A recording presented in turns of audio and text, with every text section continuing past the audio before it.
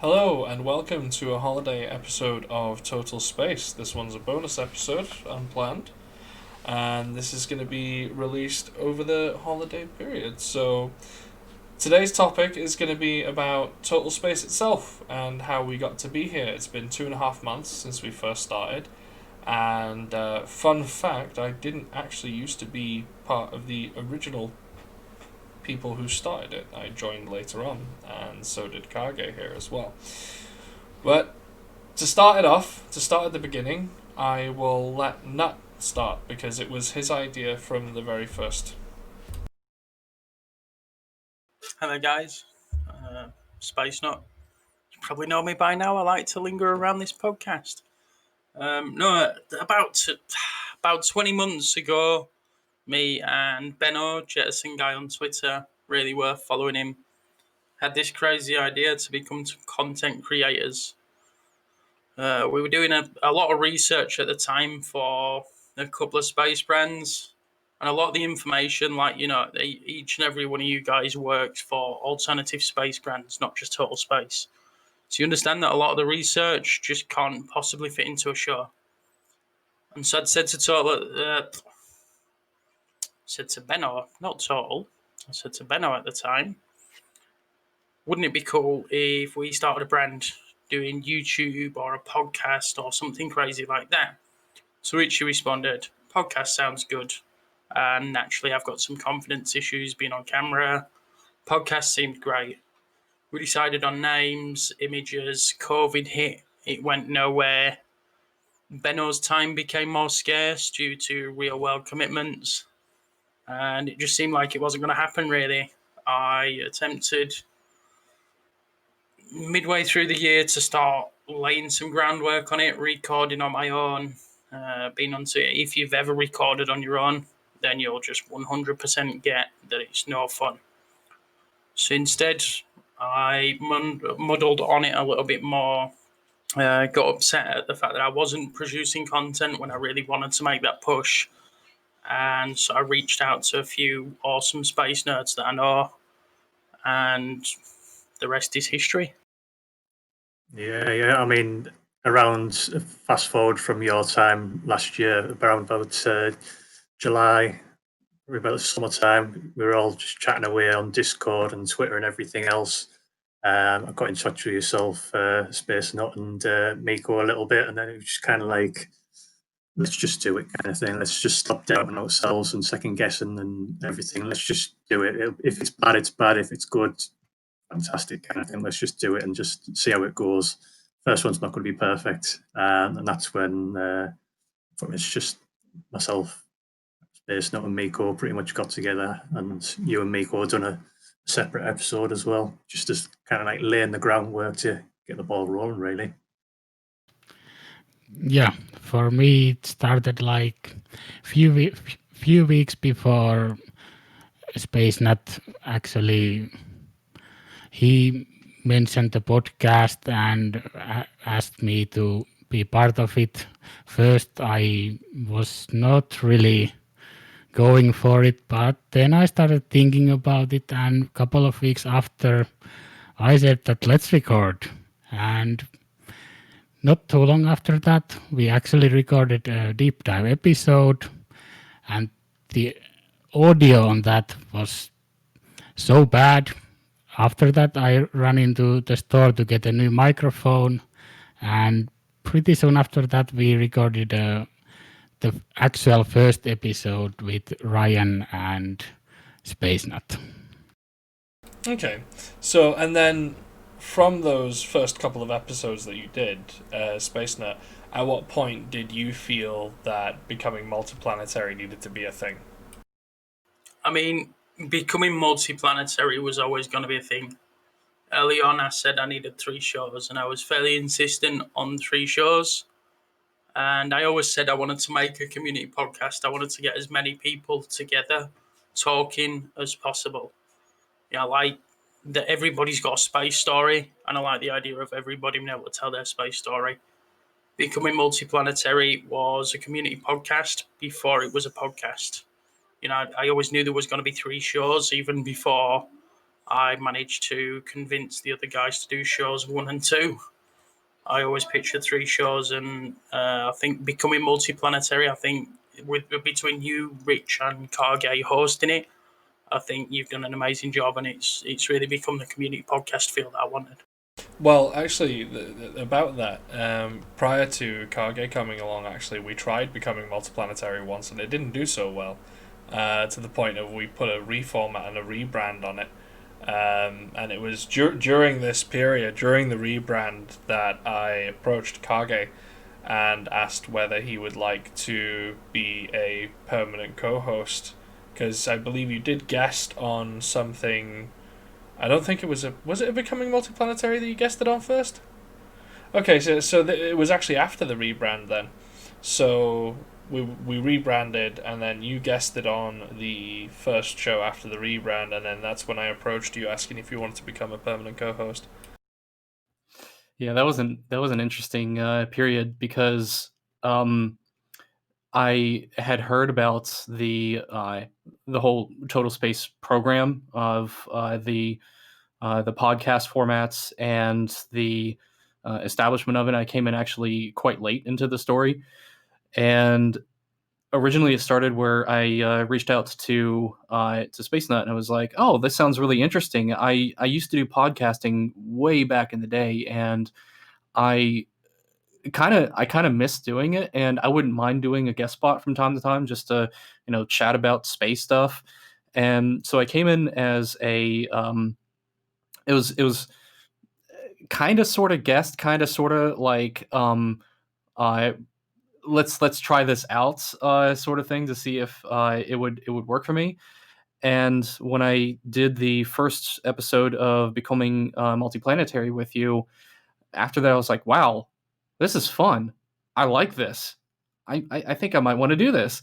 And ever since then, I've been a permanent co-host with you on it. So yeah, thanks for having me along with this. It's been a hell of a journey. It's been really interesting, especially the fact that rather than getting into all the technical details, which Miko is absolutely fantastic about, or getting into um, the week to week constant news stream that happens, which Ryan does an amazing job with.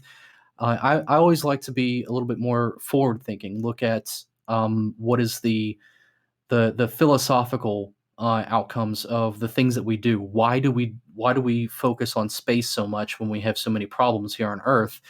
And it just became a really interesting outlet for me, for all of us, really, to focus on the brighter side of life. What is beyond just our own planet, our own atmosphere? What are the next steps for humanity? And it's a really fun thing to be a part of. It's really, especially looking at how 2020 has been. Um, it's it's really inspiring to think about. You know, we have a lot of problems for humanity right now, but if we continue to focus on the future, on where our next steps are, what the next path in our journey is, there's a lot of hope there, and it's just it's really fun to do. So yeah. It's been great exploring all that with all the various guests we've had on as well. I mean, Nat's done an amazing job, and even Ryan as well, getting some guests on. The amount of guests we've had, and the variety of guests we've had in this small space we've been operating is phenomenal. Yeah, I mean, just to reel off a few, we've had Tori from Overlook Horizon. We've had Felix from What About It. We've had TJ from Animal Space. We've had Robin from Skyrora here in the UK. Many, many more. Who else have we had? We had Angry, Miguel, plenty. The thing is, as well, this is not just a one-man effort. I know that a lot of people think of Total Space Networking as nut, but that's not the case. Ryan scored Skyrora and fair comment. I've been in touch with Skyrora, but Ryan and Skyrora have a really special connection. He did their mission patch. That was on him. Miko got our recent guest Graham, which is going to be releasing after this episode. but Graham Lau, the cosmobiologist, I believe that was a team effort between Miko and Ryan. Don't forget Jishwan and Sebastian. Ziswan and Sebastian as well, who said they were going to be here tonight, but they're not. Ha ha ha ha. No, but I mean, I understand it. They've got content to make, and there's plenty more guests coming as well. Like each one of the team is working behind the scenes, consistently sourcing content and trying to get guests on and topics and stuff. It's going to be really good 2021. Let's not forget our listeners. There's Framric, who's been quite a few times on our show. Then we had other members from the society, space community. There's been Stinger NSW, Benno, the Jettison guy, and of course the 3D animators. Well, a lot has happened in the past 2.5 months, and we are now at 30 episodes. And also, let's not forget the community that's stood behind us. I mean, we've had since practically day one. Marco has been with us. The venerable, the honorable Susie has been with us. So many people that have been part of this from the very beginning, and it's like you said, this hasn't been a one man or one woman show. This has been a team effort, a group effort, a community effort to make something that is a lot of fun for people to not only be a part of, but to listen to. It's also been a very democratic thing that we all contribute to this. We all have a say in this. Even the community has a say in this. That we've taken feedback, for example, on YouTube comments. I think one of the most recent ones was about the underlaying music in episodes. There was some feedback about, hey, the music's distracting, and we listened to that. So it's really a giant group effort, not just the people who are talking in the episodes, but a whole lot of people that contribute to it behind the scenes, and even the people who don't realize they're contributing to it, the people who leave comments.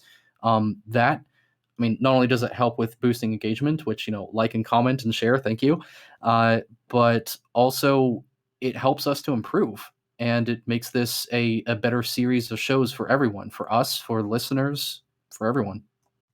Yeah, and I think we're quite lucky to have such a wide ranging topic between each show, really, and cover so much ground. Because you get some guys that are just purely doing deep dive stuff and nothing else, or they're purely doing the news stuff and nothing else, or they're purely doing the deep space future stuff and nothing else. Whereas we're covering, although albeit 3 separate shows, as a whole, the Total Space Network covers it week in, week out, which is absolutely fantastic.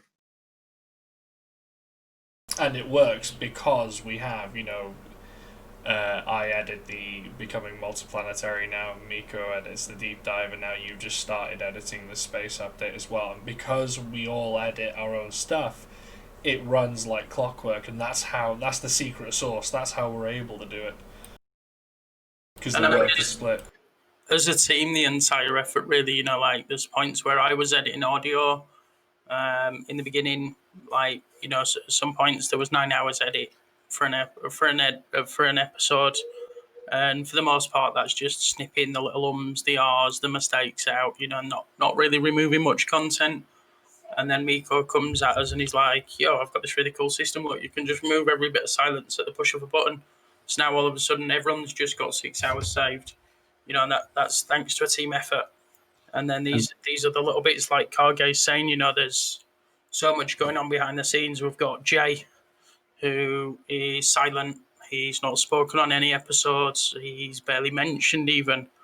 But he's running the Discord things smoothly for us. He's making sure that things are going well. Even for this recording, as an example, the first attempt at this recording, we forgot the audio bots. So Jay made sure that wasn't an issue. He put them in. Through to, as you say, in listener comments, any questions anyone has, the Patreon support, just the love we're getting. There's nobody that's come back and said, oh, it's bad, and just left it at that. If somebody's had an issue, they've said, this is the issue, this is what I feel would work better, and we've tried to improve on that as a team. And let's not forget all the bloopers that Jay has put together. All the things that get cut out from recordings, or especially like so we use uh, a series of things to record, not just Discord, for example, but we also use background services to record things, which typically we're doing push to talk in Discord, but the background services record open mic. So that's where I'll, especially for my brother in arms over here, Rich, I'll leave him little nuggets of gold where while somebody is talking, just pop a little something extra special in for him.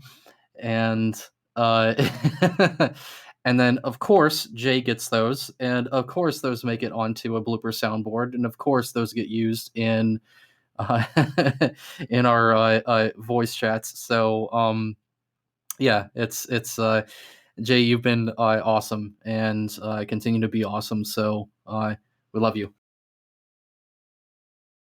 Yeah, absolutely. And overall, the feedback we have gotten is very positive, and I've been quite overwhelmed by it.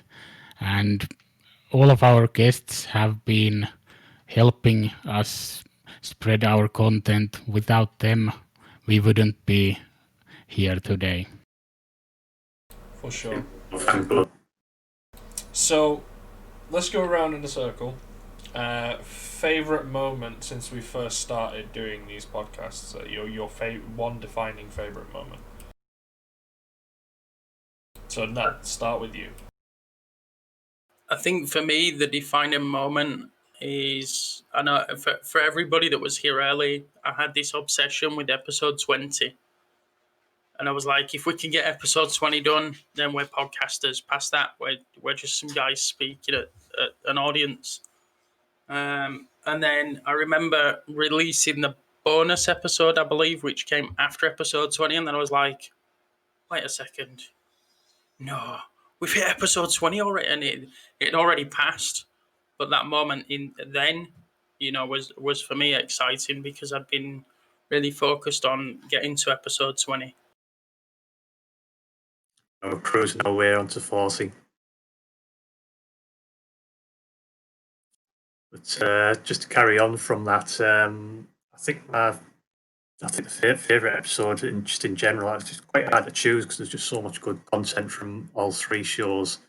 But I quite enjoy some of the deep dive episodes that Miko's done, the ones I've listened to, the ones I've been in, whether it be Starlink, whether it be anything SpaceX related or anything else like the Crew Dragon or anything like that. Just really enjoy the deep dive episodes, I think. Well, what was your favourite moment, Ryan? And my favourite moments, probably just actually starting a podcast with Aaron and just sitting down and just doing it and then realizing, yeah, I can do this. I can definitely do this. That first call we had together, Ryan, where I just said, we just need to do a podcast, and you're like, are we really doing this? And I'm like, I'll do it on my phone. I'll do it any way you want to. Yeah. And we were like, yeah, we're doing this, let's do it. And we recorded the trailer originally, me and Ryan, and then we included Miko, and then we brought on this amazing team of people and just thought, yeah, the trailer's good enough. It's got the three of us in it. We'll not record another one. But no, it's been a laugh so far. It's genuinely a pleasure that you gentlemen and ladies are working as Total Space, as this team of people decided to give up any free time you had to help us educate the masses and to bring a fun and hopefully educational show to a wider audience. Go on, Miko. Give us your favourite moment. It has to be the feedback we have gotten from the episodes. I mean, first episodes, I remember Steffi from What About It saying that she started listening it while building some furniture with Felix, and Felix was also just listening and, hey, I remember these voices, and they are actually good. So hearing that was very nice, and another fun moment for me has been the formation of Mikko Fan Club. Yes, hashtag Miko Fan Club.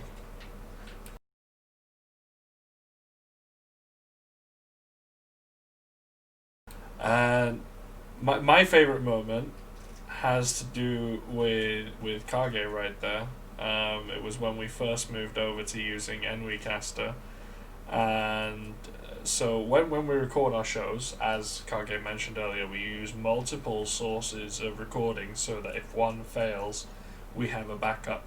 So that when we edit it all together, we've always got a source of what everyone's saying from somewhere. It's very, very important when you're recording a show like this. But what Enwicaster does is, even though you might have push to talk on Discord, Enwicaster has a separate line to your microphone and will record continuously. So even if other people are speaking, you can still speak into the microphone and you will still show up as a peak on your graph when it's imported into a digital audio workstation of your choice. So anyway, it was a Becoming Multiplanetary edit like any other, and I pulled in these new Enwicaster files, really clean audio, it was really nice. And there was a guest speaker speaking for about maybe 3 to 4 minutes continuously, and I see a random spike on Kage's graph. Now, I assume this person's talking, they might have just coughed or something in the background and the microphone's picked it up, so I go over to it, click the solo on Kage's track, and I just get this, "Hey Rich, how's it going?" I completely wasn't expecting that. That there may have been flying coffee. You're welcome for that. Don't worry, I'm going to leave you some more precious nuggets in the future.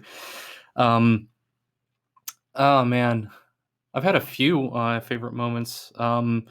Just being part of this has been a ongoing favorite moment. If I had to pin it down to one, I would say probably the interview that we did with Angry, the first interview that we did with the Angry Astronaut. I've always had a soft spot in my heart, a soft spot in my heart for him.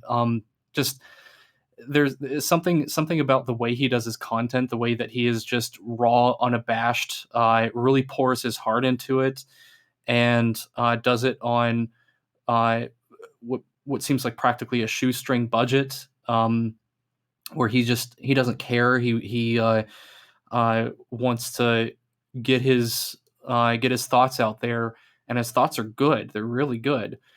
And I think that was the first real interview that I was part of on Becoming Multiplanetary, and that one was super fun because I was nervous as hell. I had a little bit of a fanboy moment with him because it just being able to talk with this person whose content I've always enjoyed, and just I don't know, something about like the way he delivers it, that gravelly voice is just amazing. And then finally got to chat with him. I was like, oh my god, this is awesome. That was really fun. But I do have to hand this one over to Jay because there is also one other favorite moment that I have. And Jay, that's your cue. It's the bloopers.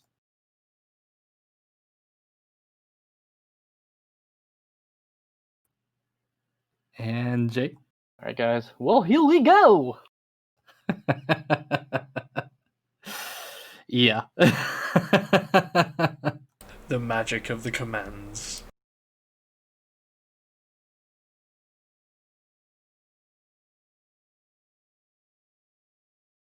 Was that a bit of pressure there for you, Jay?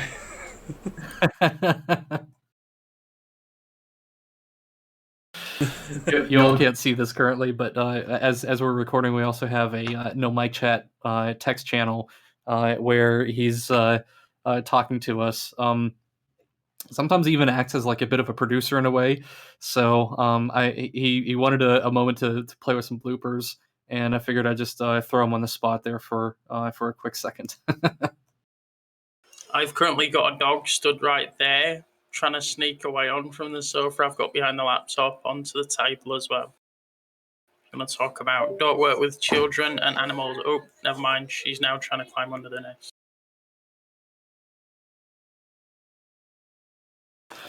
So that's been 2020 in recap. unless there was anything else that y'all wanted to add about 2020. What are y'all looking forward to in 2021? Well, actually, about that, we have something planned, don't we? For the channel. We have many things planned. This list. Yeah, so when we move into 2021, the hope is that we're going to be changing some things around internally on the back end so that you will be able to listen to our podcast almost anywhere, really. Right, yeah. So we do have a website. It's not quite functional yet, totalspace.net. And it's a work in progress. One of the things that we have planned for 2021 is to launch that as a full-fledged website, which would actually be the primary location for our content. We have a few things that we need to connect together. First of all, to get that working, we want to integrate it, for example, with Patreon, so that our Patreon users can, or Patreon supporters can also interact with us on the website. Use that as a way to connect our podcast to the 150 some odd different services out there that exist for podcast syndication. And also many other things. It's just the starting point for it, but it'll basically be the central hub for where you can find us, find our content, and where we syndicate everything from. So look forward to that. That should hopefully be launching somewhere in January of next year, barring any issues there. So that's one of the things. We have a lot of things planned for 2021. Yeah, there's quite a few things planned. Some we can talk about. Well, one thing is more live streams with video, like this one. Oh, fantastic guests. So 2021 for me going forward is about taking Total Space from where we are now and to where we're going to be. It's about more content for you guys, the listeners. It's about better equipment for the host so that we can record better quality content. It's about more guests and more good times, really. The same stuff we've been doing, just amplified and personified. And really, also, in 2021, we want to hear more from you, listeners. Like, really, we want to hear more from you. We want, like, what do you want us to talk about? You know, do you want to suggest anything? Do you have any feedback for, you know, our shows? We love hearing from you, so please, you know, write to us, message us, you know, check us out, because we love engaging with you, because at the end of the day, you are the guys that are consuming this content, so you're the guys we want to hear from the most. Yeah, absolutely. Whether it's random questions about anything we talk about as well, just extra nuggets of information that you want to Or random Elon facts. We're good at those. No, that's a fun story in itself. I think it was it me and you, Miko, doing an episode? Yeah, I think so. Deep dives, nothing related to SpaceX or anything like that. It's just like me and Miko proper into it. Like, oh, what do you think about this, Miko? Yeah, right. And then Aaron goes, if you stacked Elon's money up, like it's all, it's like, where are you going with this? We're talking about something completely different here. And she went off on a complete tangent of talking about Elon and how you'd stack his cash up and he'd fall. How many thousands of feet is it, Aaron? Go on. 330,000 feet. Just came out with that, yeah. Random like, Elon fact. Just like, Random Elon fact. His full name is elongated muskrat. Yeah. Another random Elon fact. His middle name is Fax Machine Noises. Yeah, and some of our content has been viewer request. For example, Framrick, who's our Patreon, did request a deep dive to launch sites, orbits. So I did one. and some of the content's inspired as well. I know off the back of our deep dive with Benno, he's touched base with animators regarding how to make that audio sound better, how to get those, and that aero braking episode. So many people have approached me afterwards and gone, "Man, that was a really good episode." Like I'm non-biased, I can't really say this was the one episode for me, but yeah, it's definitely up there as a good episode. Let's go around the table a little bit and talk about what does each show's host see as the most interesting thing for 2021, the thing that they're most looking forward to.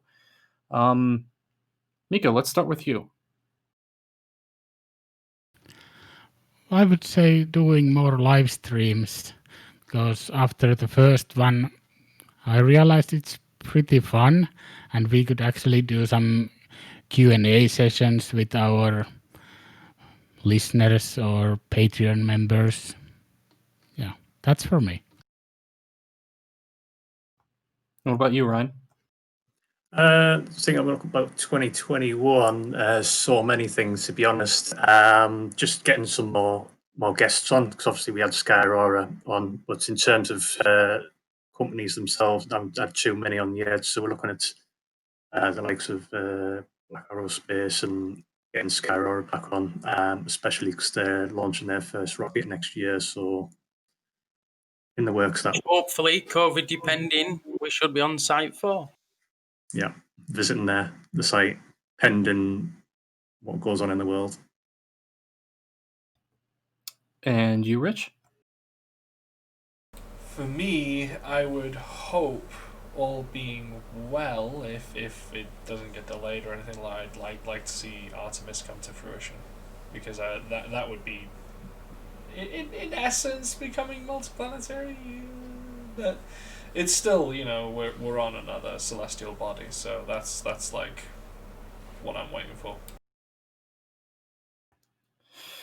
I think for me, and I can't give too much information on it yet, but we have some guests in the works, people that we want to talk to, some content that we want to curate for becoming multiplanetary.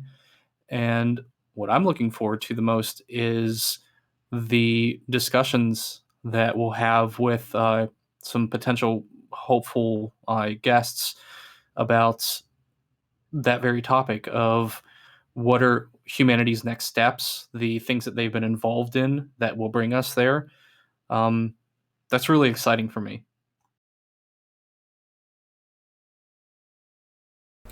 No, what about you? Being able to spend another awesome year with you guys doing podcasts.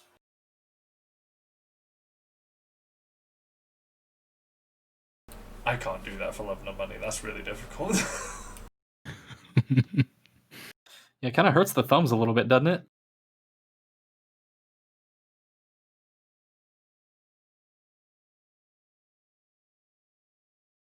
So we did have some questions curated from our Patreon members earlier.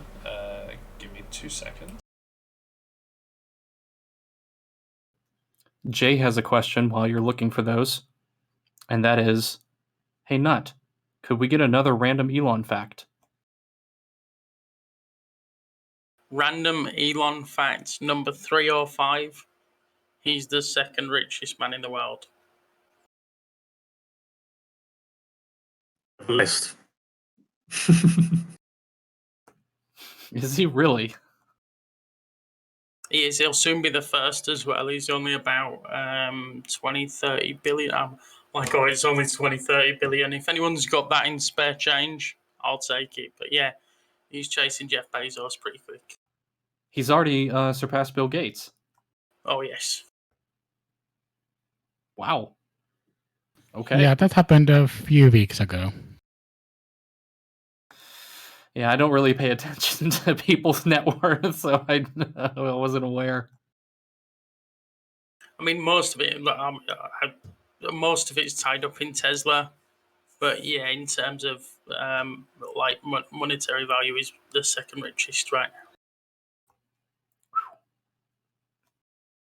Yeah, no small amount of money. But I mean, once Starlink properly comes online and everything else, and SpaceX get even bigger with Starship and everything else, it'll just accelerate even more, won't it? And that's just mind-boggling when you consider the fact that Jeff Bezos has not only Amazon, which is, to my knowledge, practically the world's largest online retailer, maybe second only to like Alibaba, and also AWS, and also so many other things that he's invested in. And you look at Elon, for example, he's got what? SpaceX, Tesla, a few other companies here or there that probably don't produce anywhere close to a fraction of a fraction of a fraction of the money that you have from like Amazon or AWS or something, and he's chasing that fast on Bezos. It's just Wow. new, innovative technologies, isn't it? Rather than just being another business selling another product, it's something totally, completely new.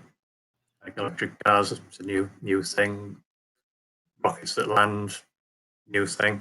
And again, Starship can be essentially a multi-planetary rocket, essentially.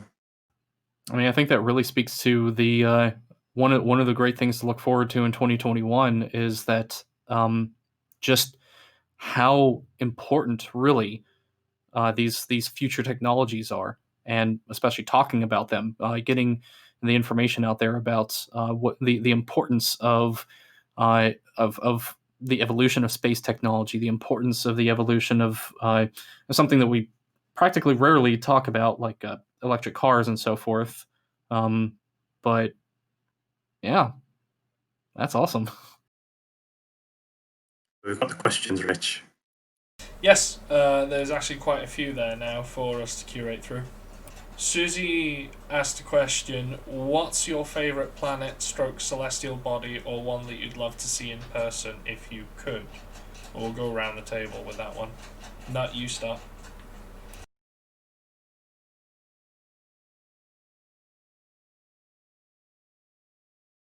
I think I would say anywhere that's not Earth. Like, I'm destined to die on Mars, so I'll eventually see that.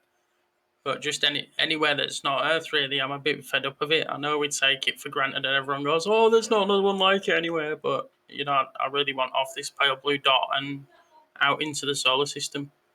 Regardless of what planetary body I'm visiting, I'd really just like to be anywhere that's not here.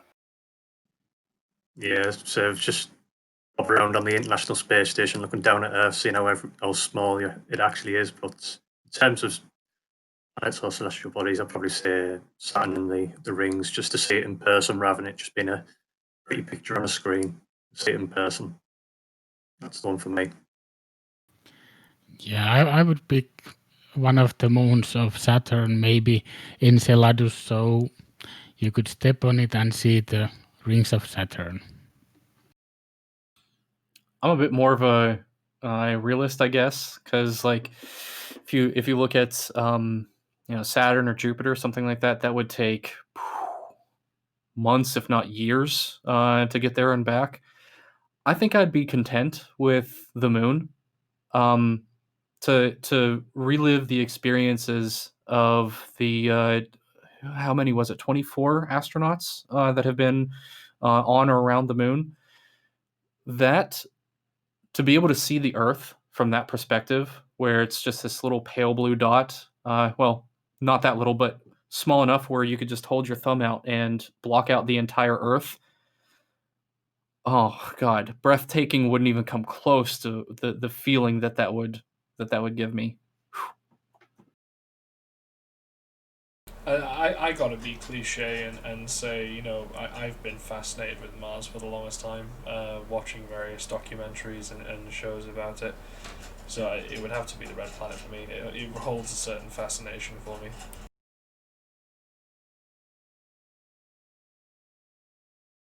Yeah, and to take a moment to reflect on what Kargay was just saying there, imagine in that moment you're holding your thumb up and you're blocking out the view of the Earth. what you're doing with your thumb there from any planet you're on, if you do that same thing, is you're putting your thumb to hide everything you've ever seen, every place you've ever visited, everything you've ever tasted, every person you ever loved. And that's what ultimately the focus of this show is. We're all passionate about space, and we've all got that drive towards humans going to space, whether it's becoming multiplanetary or taking a deeper look at how some of the stuff work. We're here passionate about space, and it's a really exciting future we're moving towards. Even if it's not my generation that gets to space, at least the next generation has more of a chance. And if their generation doesn't make it, the one after them is definitely going. It's incredible to think.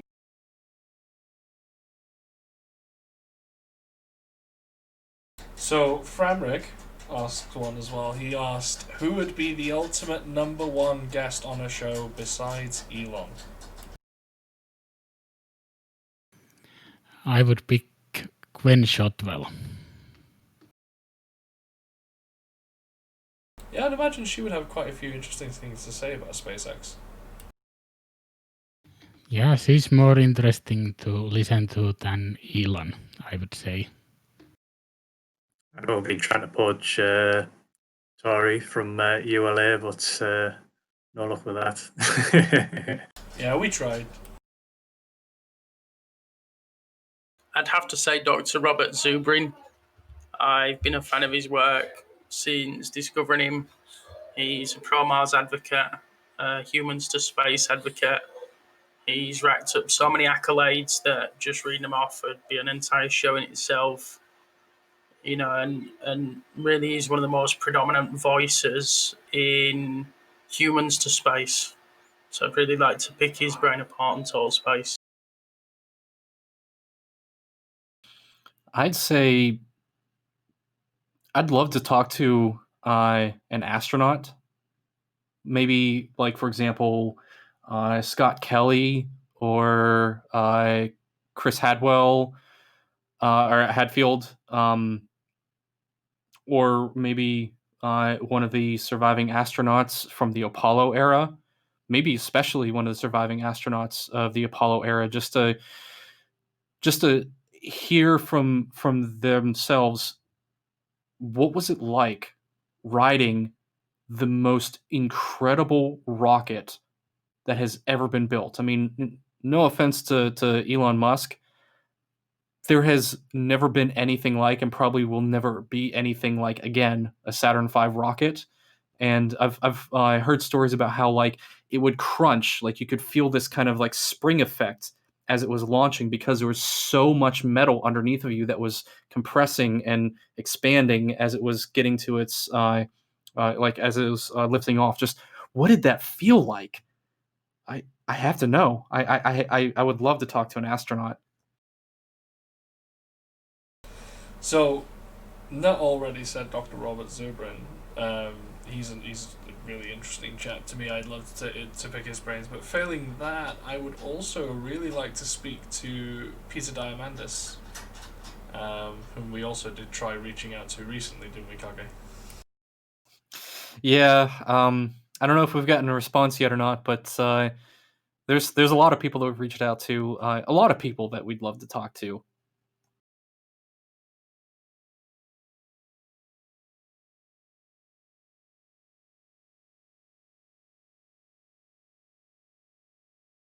So, shall I take the next question? Go for Pass it. it around the room. Yeah. If you got the chance to see one launch from history live, which launch would it be? For me, that's a no-brainer. The Apollo 11 launch. Just to see a Saturn V lifting all that mass into orbit, taking those 3 astronauts to the moon. I can't imagine what that moment of history must have felt like. I would have loved to have seen that live. Yeah, you convinced me. Incredible. Apollo 11, for sure. But next up would maybe be the Falcon Heavy test mission. Yeah, the Falcon Heavy test mission is definitely my number one there. Just being able to be there live, seeing the two boosters come down simultaneously is just mind blowing.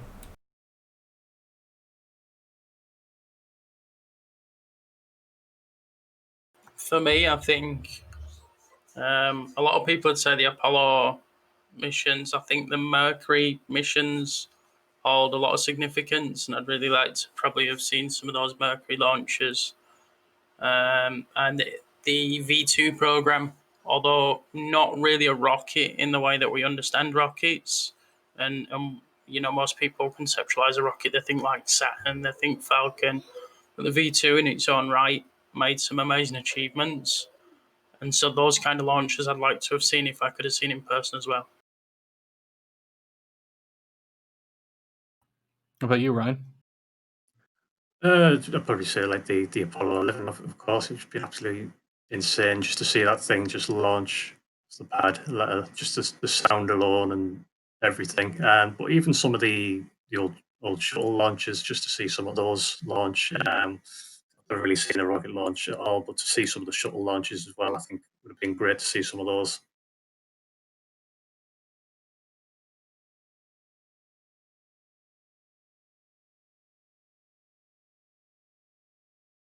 Okay, so we have another question. Other than SpaceX, what is the space provider or space tech you are most looking forward to in 2021? Let's start off with you, Nut. I'm really excited to see where Rocket Lab are heading next. We saw the Owl's Night Begins. Recently, I was very impressed.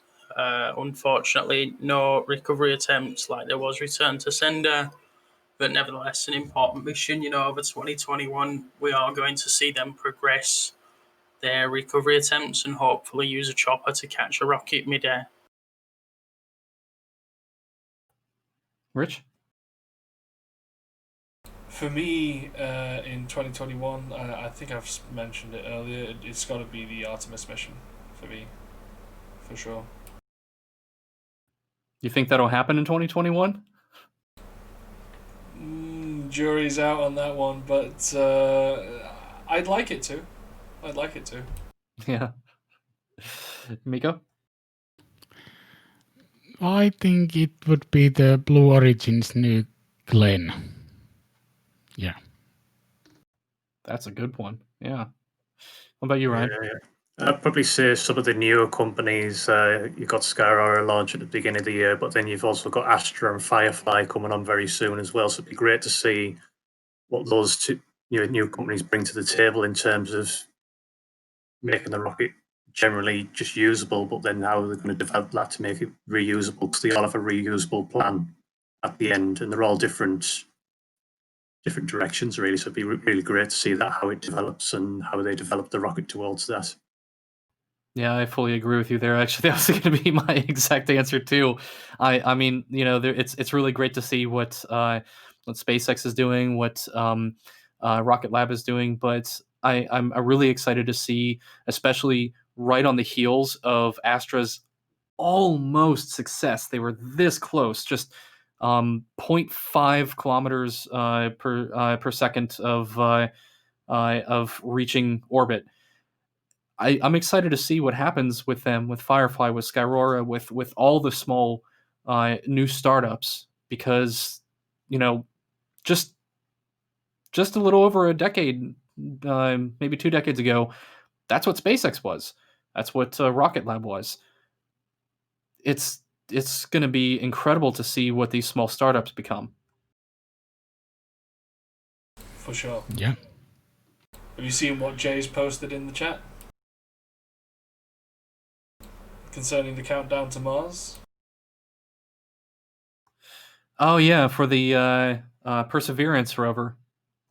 Yeah, I think I was looking at that not long ago. Just I always sort of check up on it to see how far it is along its journey. Some really, really, really exciting science aboard the Perseverance rover. But whether all that science is going to get conducted in 2021 or not is a different story. I'm really excited for the Ingenuity helicopter. I think that's just amazing. Cannot wait to see it. There's the Moxie experiments aboard. There's the chem lab for looking for signs of life and stuff. The Perseverance rover is going to be important in 2021, but then there's that's all really the little capsules that they're going to leave behind as well to be collected later on. The irony in those capsules is that by the time NASA gets approval to send a return mission, SpaceX may be able to just pick them up for them. Yep. Okay, so let's go to the next question. And by the way, many of these questions came from Framerick, so thank you so much, Framerick, for the questions. Would you consider an episode widening into speculative topics such as the Fermi paradox, or is it best to keep it in the current science with potential future technologies realm? No, would absolutely be interested in that. Actually, I think that would be a great episode to do on something like becoming multiplanetary. I don't know. What do you think, Rich? Yeah, I mean, the Fermi paradox is a really interesting concept. And it ties in really nicely with being a multiplanetary species. So I really don't see why not. Yeah, I totally agree. And the rest of you guys, you're also more than welcome to join us on an episode like that. That'd be a really interesting topic to discuss. Cool. Thank you for the for the idea.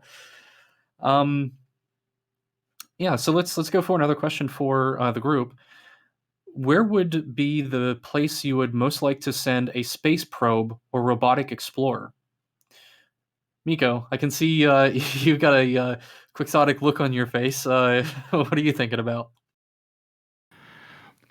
Well, I would have to take Titan. There's already going the Dragonfly mission, but Titan is a good choice for finding life. I was going to say the same, Titan Europa, kind of thing, somewhere on that region. Just once I've been at the moon, head over there, kind of thing. Well, after Mars, obviously, but yeah. Venus for me. I'd really like a more conclusive look at the recent phosphine findings on Venus. So if I could choose a robotic mission right now, I think Venus holds a lot of keys to the building blocks of our own planet. And we just need to get to a point where we can develop technology that's capable of collecting results on Venus, which is quite hard. I know the Russians built a tank of a lander, didn't they? Lasted all of, was it 9 minutes before it was consumed? And that was, sort of like super strengthened, heat resistant hardware. 9 minutes it landed. So I think if I could send a robotic mission anywhere, it would definitely be to the Venusian atmosphere to see what the phosphine's about. You, Rich? I'd probably say a robotic explorer to Phobos if I was to have to pick. Specifically for tectonic activity on Phobos. It's interesting. It'd be interesting to learn the lunar dynamics of how two moons work on a planet as opposed to just having the one, and how the different masses work, and how much tectonic activity does it create, and all that sort of stuff. Yeah, I've got to pull the joke. I would like to probe Uranus. No, but seriously, actually, I would like to send a probe to Uranus or Neptune. I don't think that we've ever really explored them that much, other than just passing by them. I know that we've sent at least one probe, maybe two, into, was it either Saturn or Jupiter or both? I've lost track at this point. We've The Voyagers. To what? The Voyagers 1 and 2. No, but actually flown into the atmosphere. There's been Juno for Jupiter. Yeah, that's my memory. So I think it would be really interesting to send some probes into Uranus and Neptune to discover what is their atmospheric composition. I mean, we kind of have an idea of it, but we've never actually sent anything into them so far as I'm aware. I think it'd be really interesting to explore those planets because they don't really get a whole lot of attention other than just a couple of flybys.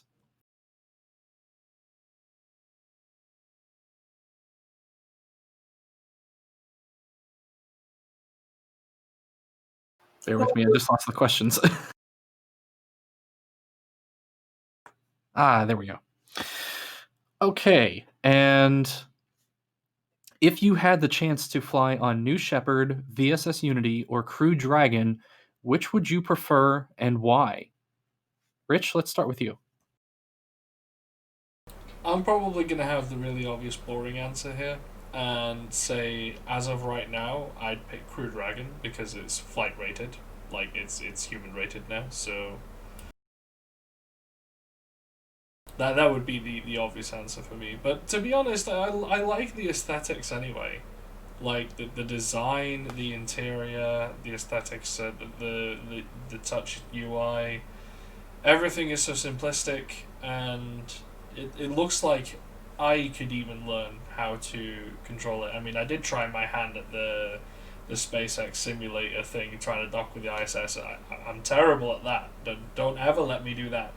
But the rest of it, looking through the diagnostics and stuff like that, that seems really simple and straightforward. It's like navigating a mobile phone interface almost.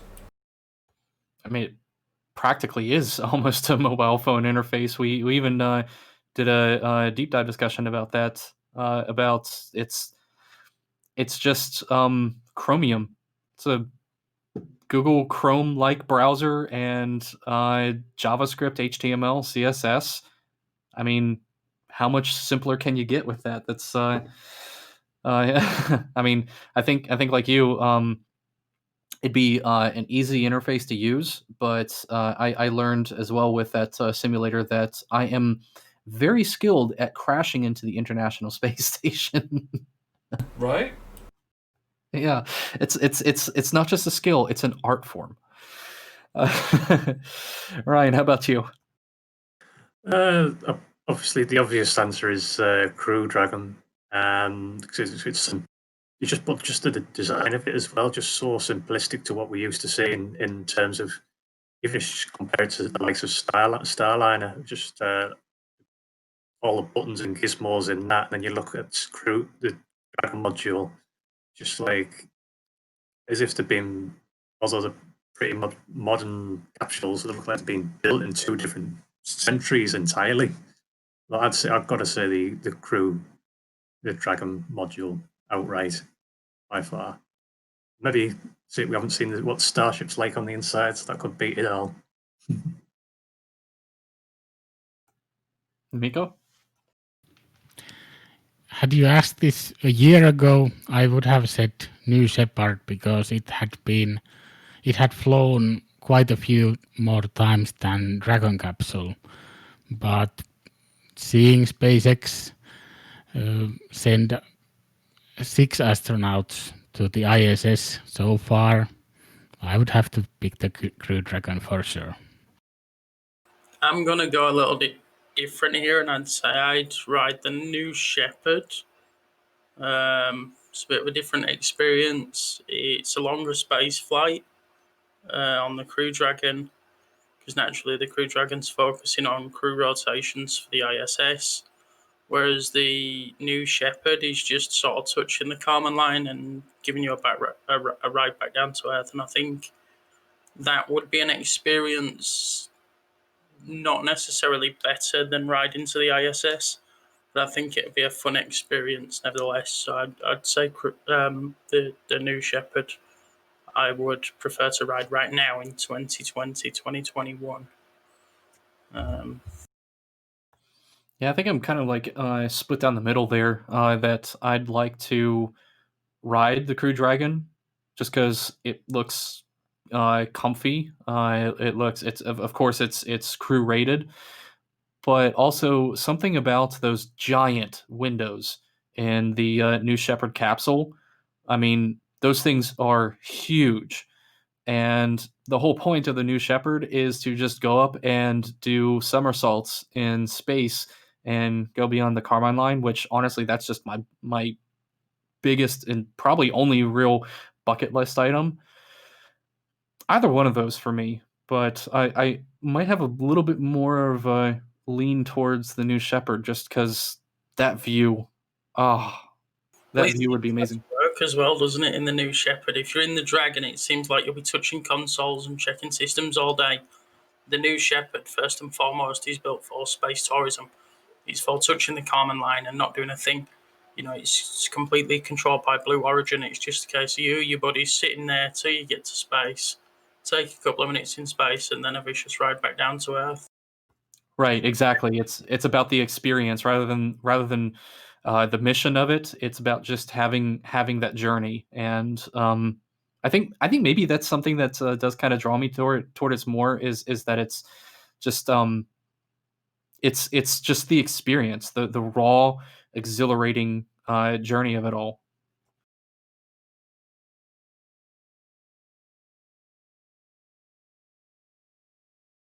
So, where do you see, like, where does everybody see Total Space, like, 5 years from now?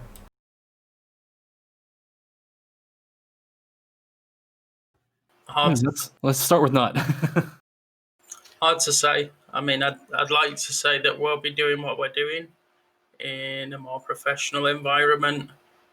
I think to say 5 years from now, when I can barely see 6 months down the line, is a little bit off.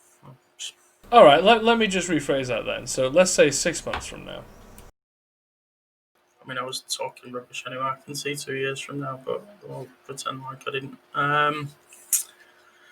Recording more awesome content with you guys, more amazing stories to cover, and more amazing people to share that with. You know, I know we give our Patreon supporters a lot of love, but you know, I like that everybody's got a space story. You know, each one of you guys here today has a space story, and that includes the eavesdrop listeners. It fascinates me, and if I can continue broadcasting everybody's story, you know, and I've made no secret. I say to almost anyone that asks, they go, "Oh, can I do a podcast?" I'm like, "Yeah, when? What would you like to talk about? Which show would you like to be on?" You know, it's about that community vibe and building the excitement for humans going to space, because that is coming. It's on the cards. You know, like it should have been happening in the 60s off the back of the Apollo program. We should have been going to space en masse as people, but we didn't. And now here we are later, and it's happening. Well, Elon did tweet after the SN8, you know, he said, "Mars, here we come." Yeah. Whether that's in the 2020s or the 2030s, I think to say that late 2020s, a lot of people are saying, oh, you know, 2026, 2029 windows. But then I'm sort of like, Elon timelines we've got to worry about. You know, originally we were supposed to have a Starhopper flight and then a full stack Starship flight months after that. Here we are, like a year later, and we've only just now seen a full stack Starship flight. So I mean, I'm not necessarily going to hang my hopes on Elon Musk getting to Mars in the 2020s, but yeah, by the 2030s, we should start to see humans becoming multiplanetary. I think where to see the podcast in 6 months or a year or even 2 years or even a few years. I think it's like Aaron said, just a lot better content, just generally improve as we go along, as we have been from the start. But maybe even step into our comfort zone and do little bits out on site, like actually going to people and interviewing them in their place of work. But how feasible that is, we'll just have to figure it out and wing it as we go. Yeah. Doing some on-site reporting would be quite fun, actually. Maybe at some point even going to see some launch live. But yeah, for 6 months, I just hope that we have a steady rise in listener numbers, and we can make our content better. Yeah, I agree with you there, Miko. That's in the next 6 months, I'd like to see us really get into that groove that we're pretty much already there of finding the content that we want to get out there, having the uh, having everything in that kind of a um, consistently the kind of a consistent format of having guests coming in frequently, having a lot of good listener feedback, community feedback, growth in our community, in our Patreon supporters, and so forth. But in the more longer term future, I'd like to see all of that of having us with press credentials, that we're actually on site doing um, that we're doing interviews with other news agencies, that we have a production team that is helping us with curating people, that we actually have to um, turn down talking with people, that we have people coming at us saying, hey, we'd like to be on your show, and we say, sorry, we just don't have time in our calendar currently, because we have so many great people that we're already talking to, so much great content that we're producing, that we have so many things to do there. um, I love to see this turn into a something that becomes especially an educational platform, something that is used in school assignments. Okay, class, listen to this and that episode of Total Space, and give us a report on the things that you learned from this. Educating people is something that I've always had as a huge passion of mine, and I'd love for us to turn into something that we become one of the many great sources of educational material about what's going on in the space industry, where's humanity headed next. I'd really like to see that, and I'm hopefully optimistic that in just a few short years we'll be there. Yeah, that's really nice. And definitely, I agree with everything that you just said. And for me, me personally, I'm looking forward to, in 6 months, by the end of 6 months, you and me, Kage, will have recorded some fairly interesting things if everything pans out as we expect. And by then, I will have hoped to have seen a rise in listeners myself as well. And I really like the idea, you mentioned there about education and whatnot, and how a class might be referred to our podcasts, but why not actually, once this whole COVID thing is over, go and do guest lectures? Actually go to a place and do a guest lecture. And also, one thing you mentioned there about being so busy that we'd have to turn guest speakers away, that's never going to happen. And I'll tell you why. Because Nat, right there, would just end up making another show and making more time. Yeah, fair point. Okay. As I already said, it's about everybody's space story. Everyone's got a story to tell, and there'll be no turning away for as long as I'm helm at this ship. Yeah, fair point. I remember initially it was just going to be a conglomerate of podcasts initially, and then we were like, well, when is it all going to release? It has to be structured and organised, doesn't it? So it doesn't overlap too much and stuff like that. So obviously we have the recording schedule and the release schedule and everything like that. So we're going to wrap it up there, guys, because it's getting really late for everybody, especially Miko and Susie, Marco, and Kage. We're all in England, so it didn't make as much of a difference.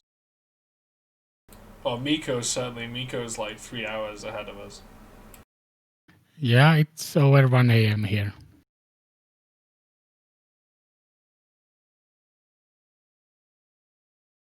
I mean, if you want to got any more questions before we wrap? No, I don't think we have any more questions. Doing a little bit of a wrap-up outro. Merry Christmas. So thanks for watching Yeah. and listening today, guys. I've been another Space Nut, and Merry Christmas and a Happy New Year if you celebrate Christmas. If not, Happy Holidays anyway. And I've been Yeah, right from the and space. go ahead. Sorry. And I've been Ryan from the Space Update. Hope you have a great Christmas and New Year, everyone. I'll catch you in 2021.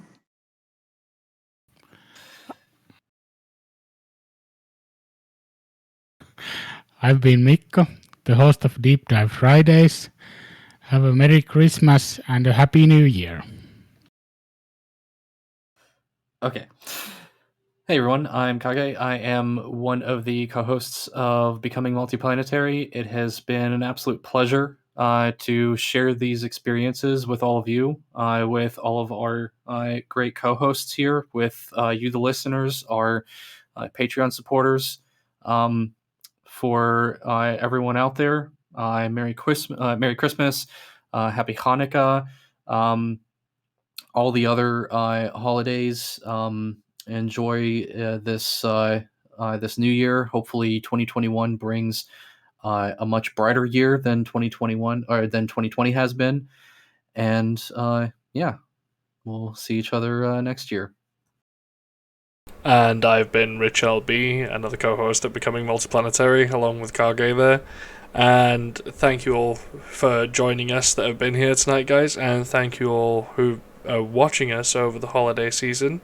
We hope you have a great holiday season, and we genuinely wish you all from us here at Total Space a great 2021, and hopefully it's better than 2020 has been. As always, when we round off, I like to do my little thing. Big shout out to Sammy Oscuro, What About It, Jishwan and Sebastian, Gio Pagliari, Framric, Susie R, and Marco for being our Patreons. You guys are absolutely amazing, supporting us, especially during these times as well. It is very, very humbling, and we are absolutely in awe of your support. Thank you so much. And if you also would like if you also like what you hear, and you'd also like to consider supporting us, you can find us at patreon.com/total space.